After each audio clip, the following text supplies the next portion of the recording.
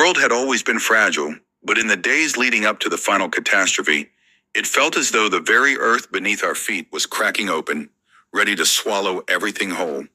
We had heard the whispers, the legends, the warnings from ancient texts, but they had always seemed like distant stories, things that belonged to the past.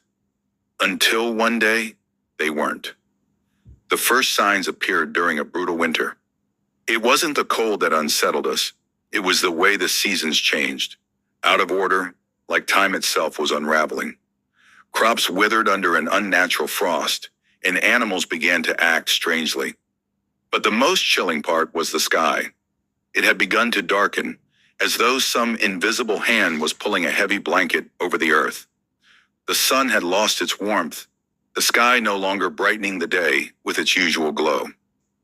People had stopped going to church. The cities began to crumble under the weight of panic. But even in our darkest hour, we still didn't know the true horror that was to come. For years, the name of Nostradamus had been a whispered one. He had been a man of mysteries, a prophet whose quatrains seemed to foretell disasters long before they occurred. His predictions had been scattered through history, each one slowly revealing the dreadful truth. The end of the world had always seemed too far off, too abstract to believe. But then the earthquakes began. The first tremor was small, a mere vibration in the ground beneath our feet. But the second one was different.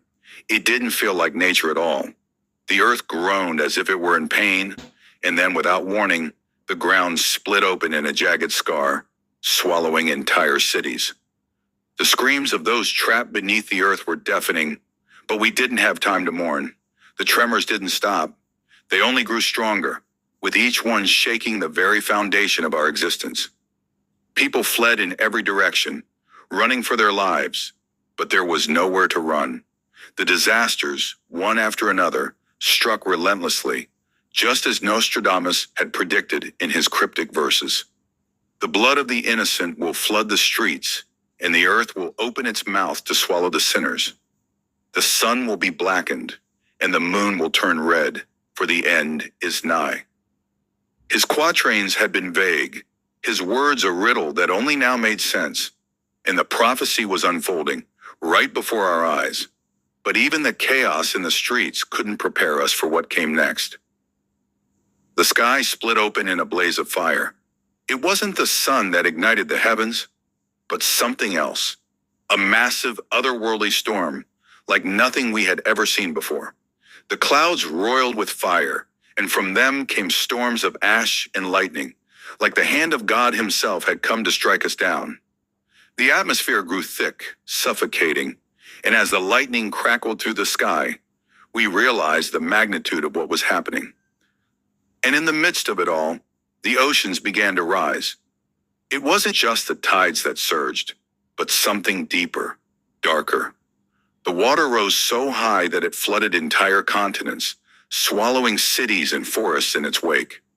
People screamed for help, but the flood came with the force of nature itself, unstoppable, relentless.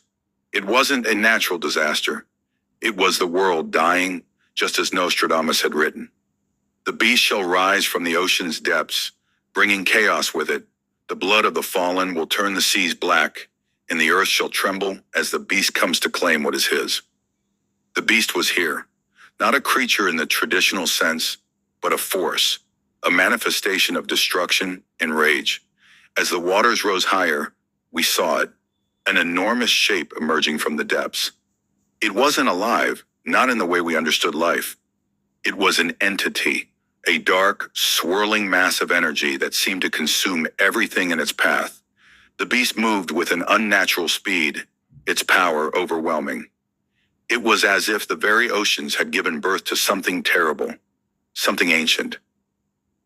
The winds were so violent now that they tore buildings from their foundations, sending them flying through the air like matchsticks.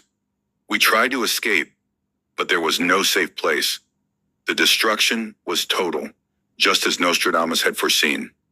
The last prophecy was the most chilling of all. When the great beast rises, the sky will fall and the earth will be no more. The heavens will open, and those who are left will see the truth. They will know that the end is not an event, but a cycle. We thought the earth was dying. We thought we were at the end. But the real horror came when we realized that the end was not a single event, but a beginning. The beast had not just come to destroy us, it had come to cleanse the earth, to reset the cycle of life. The world as we knew it was gone, and in its place a new world would rise, one forged by destruction, a world where only the fittest would survive. And as the ashes fell from the sky, and the last of the world we knew was wiped away, we understood. The prophecies had been true. The signs were real. Nostradamus had warned us, and we hadn't listened. We were the last of humanity. The skies were blackened, the oceans silent, the earth fractured into pieces. The beast was no longer a myth. It was our reality, and the world had ended. But there was something else. In the distance, amidst the chaos, we saw the faintest hint of a new beginning, a faint glimmer of light. And perhaps, just perhaps, the cycle would start again.